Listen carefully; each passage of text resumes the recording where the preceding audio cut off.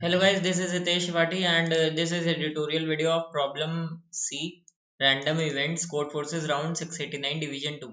So इस question में हमारे पास क्या था, एक परमुटेशन थी A of length n. Permutation means 1 to n तक सारे नंबर्स होंगे और उनका ऑर्डर कुछ भी हो सकता है. Okay fine.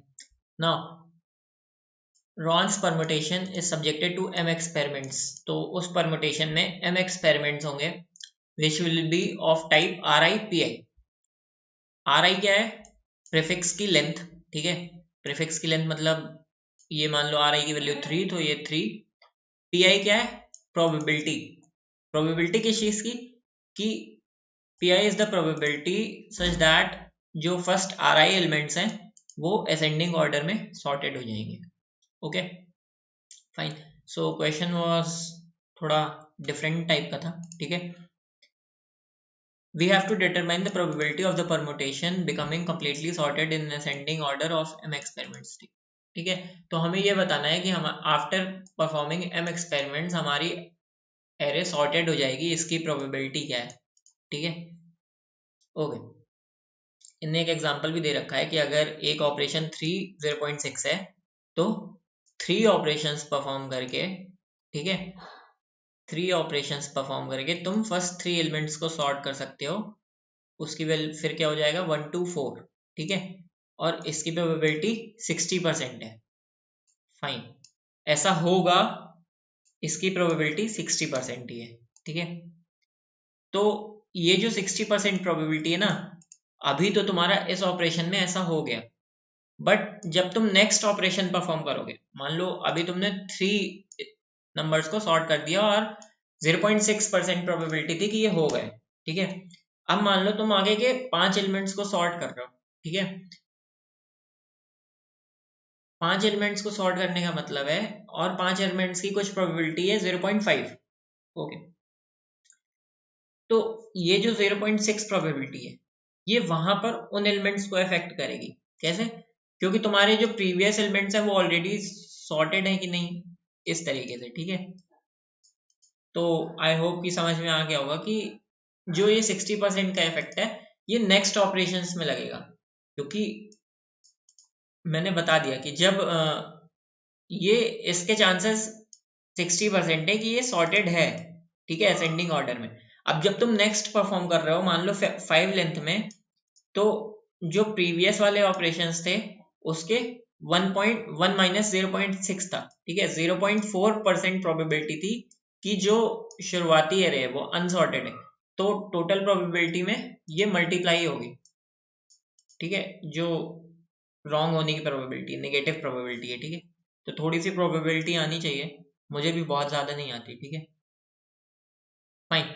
सो अब पहले एक केस देखते हैं. ठीक है, मान लो ये वाला टेस्ट केस है और तुम्हारी ये इसके ऑपरेशंस हैं. ठीक, अब तुम क्या चेक कर रहे हो कि कौन कौन से ऑपरेशन इसको अफेक्ट करेंगे, पूरे अपने एरे, पूरे अपने परमुटेशन के प्रोबेबिलिटी को कौन कौन से ऑपरेशन अफेक्ट करेंगे.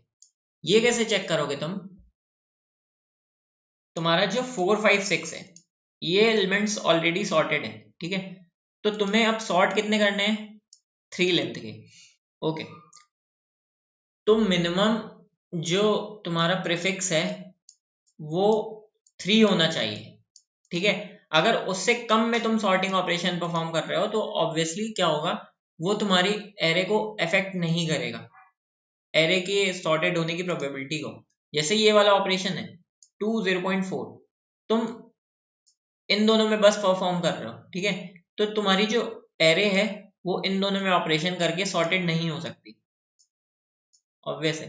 ठीक है, तुम्हें अगर पूरी एरे को सॉर्ट करना है तो तुम्हारे operation at least in three elements में तो होने ही चाहिए, क्योंकि आगे के ऑलरेडी सॉर्टेड है, उनमें ऑपरेशन हो ना हो वो चलेगा, बट एटलीस्ट इन 3 में होने चाहिए क्योंकि ये अनसॉर्टेड है. ठीक है, तो ये वाला जो ऑपरेशन है ये ऑपरेशन बेकार हो गया हमारा. बाकी जो बचे हुए 4 ऑपरेशन है हमें उनसे मतलब है खाली. ठीक है फाइन, एक केस ये हो गया. अब नेक्स्ट केसेस में क्या करना है हमें? हमें सिंपली सॉर्ट कर देना है इसको. ठीक है, अब तुम मान लो पहले 3 में ऑपरेशन परफॉर्म कर रहे हो 0.5 का, तो तुमने आंसर में 3 एलिमेंट्स को सॉर्ट करने की प्रोबेबिलिटी और 0.5 प्रोबेबिलिटी ऐड कर दी। अब जब तुम 4 और 0.9 में कर रहे हो, इन 4 एलिमेंट्स को सॉर्ट कर रहे हो और उसकी प्रोबेबिलिटी 0.9 है, प्लस नेगेटिव प्रोबेबिलिटी की जो इसके पहले के एलिमेंट्स है वो अनसॉर्टेड है, क्या हो जाएगी, multiply 0.5, 1 minus 0.5, okay, negative probability 1 minus 0.5। तो ऐसा कुछ होगा इस क्वेश्चन में, ठीक है। तो कोड दिखाता हूँ, ज्यादा आसानी से समझ में आ जाएगा। अनफॉर्चुनेटली जब मैंने कॉन्टेस्ट में किया था तो सॉर्टिंग की वजह से शायद गलत हो गया था, ठीक है। नहीं, तो एक पेयर लिया जिसमें प्रोबेबिलिटी और प्रीफिक्स इंडेक्स की वैल्यू, ठीक है, और ये तुमने ले लिया अपना इनपुट। आंसर ऑब्वियसली डबल में आएगा और प्रेसिजन फिक्स कर देना, उनको 10⁻⁻6 तक की एरर चाहिए। फिर हमने वेक्टर सॉर्ट कर दिया। अब हम ये जे इंडेक्स पे क्या निकालेंगे कि पीछे से कितने एलिमेंट्स सॉर्टेड हैं ऑलरेडी, ठीक, फाइन। तो while J is greater than 0 and A J है वो j+1 के इक्वल है, तो जे इंडेक्स कम होता जाएगा।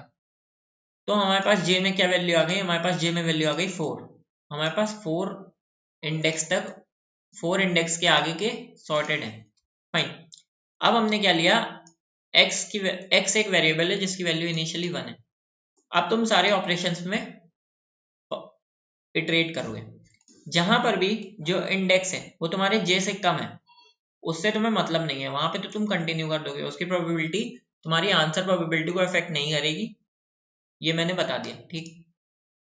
जहां पर नहीं है ऐसा, वहां पर तुम्हारी जो उस केस की ith केस की प्रोबेबिलिटी है multiply negative probability of its previous elements, ठीक है। x में क्या है, नेगेटिव प्रोबेबिलिटी उसके जो पहले के तुम्हारी नेगेटिव प्रोबेबिलिटीज थी, ठीक है।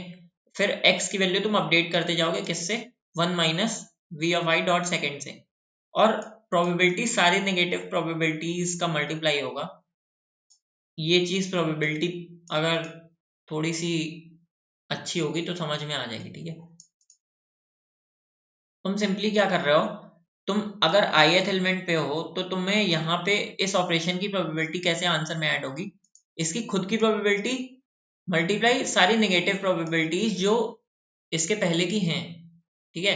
मतलब इसके पहले जो भी तुमने नेगेटिव प्रोबेबिलिटीज ऑपरेशन परफॉर्म किए, तो टोटल प्रोबेबिलिटी यहाँ तक इस ऑपरेशन की, मतलब इस ऑपरेशन की टोटल प्रोबेबिलिटी क्या होगी, 0.3 multiply negative probabilities performed on array before this, okay. तो ये हो गया। फिर if j is equals to 0, j is equals to 0 का मतलब कि एरे तुम्हारी ऑलरेडी सॉर्टेड है, ठीक है। तो आंसर तुम्हारा ऑब्वियसली 1, नहीं तो आंसर तुम्हारा answer. Thank you guys for watching. If you have any doubt, ask in comment section. Plus like this video. Plus subscribe this channel if you haven't done it. Thank you guys for watching.